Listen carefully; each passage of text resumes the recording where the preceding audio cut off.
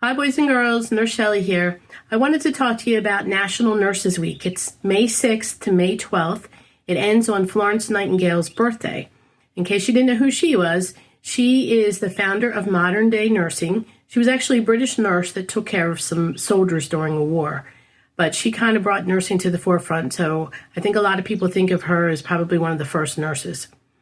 Anyway, 2020 has been designated the Year of the Nurse, and what a year it's been dealing with the COVID-19 pandemic. So a lot of nurses are considered heroes. I'm sure a lot of your moms, maybe your grandmoms, maybe some other relatives in your family are nurses or healthcare workers. So it's a nice time. This is a great week to acknowledge them, maybe make them a card, tell them thank you for all that they do. I can't believe I graduated from Widener University 40 years ago with my nursing degree. I have a BSN. And I actually, since I'm home, I was able to dig out some pictures in my old uniform. So I'm going to hold a picture up from when I graduated. See, nice and close. If you can see, on this one, I'm down here in the bottom left. Take a look at what I'm wearing. See, I have a white uniform on and a white hat. That's called my nursing cap. Now I'm going to actually show you. I have a couple in the back of my closet, so I dug a few things out. This is one of my old white uniforms. You can see I'm going to bring it up nice and close. So there's my nursing pin from Widener.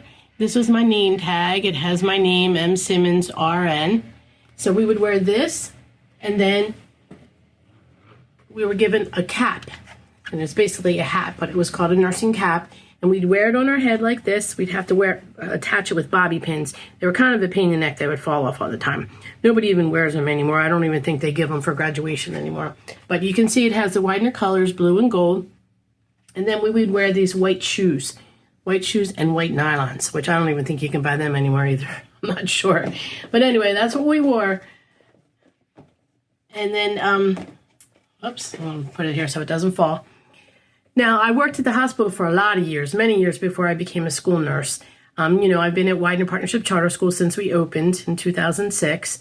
And actually this Wednesday, May 8th, is National School Nurse Day. And this year, the theme for the National School Nurses is supporting students during times of crisis. And again, how appropriate with the COVID-19 pandemic happening. My goal as a school nurse is to always keep you guys healthy, safe, and ready to learn. So in honor of school nursing, I wanted to read a story that Mrs. Clothier, one of our second grade teachers, gave me a book. She was kind enough to think of me, I guess, when she was book shopping. And she found this book. And I think what made her think of me is the name of the nurse. It's called My School Nurse. And the name of the nurse in the story, her name is Nurse Sherry. Which my name is Nurse Shelly, so it's pretty close. Anyway, I'm going to read this story for you. I'm going to try to move a little closer so that you can see. And I might need my glasses here so I can see the words. But again, it's called My School Nurse. You see, it's purple, my favorite color. Okay, so inside, I see on the blackboard here, it says Mrs. Kraken's class, Scare Festival. So, okay. Everyone except Olivia gets excited when Mrs. Kraken starts talking about the decorations for this year's Scare Festival. This is when she notices that Olivia is not feeling well, and she sends her to the school nurse's office. So I'm going to see if you can see here's Olivia here. She's got her hand on her stomach. So what do you think's bothering her? Okay. Here she is. So she shows up, still got her hand on her stomach. Olivia arrives at Nurse Sherry's office. She peers in and sees her friend Jonah being treated by the nurse. Jonah had fallen on the playground during recess. Nurse Sherry sees her and asks her to be seated. Move up nice and close. See, there's Nurse Sherry. You see her with her name tag on, her white lab coat. And there's Jonah with his Band-Aids on, getting all patched up from his injuries.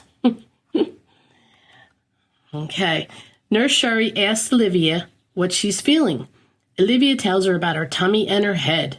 Then Nurse Sherry checks her temperature. She says, "There will be no playing or scaring for you today." So she's checking her temperature. There's a thermometer in her mouth. I can see it says 100.3. I know that's a little high. So what do you think's going to happen? There we go. Nurse Sherry tells Olivia to lie down on the cot and rest while she calls her parents.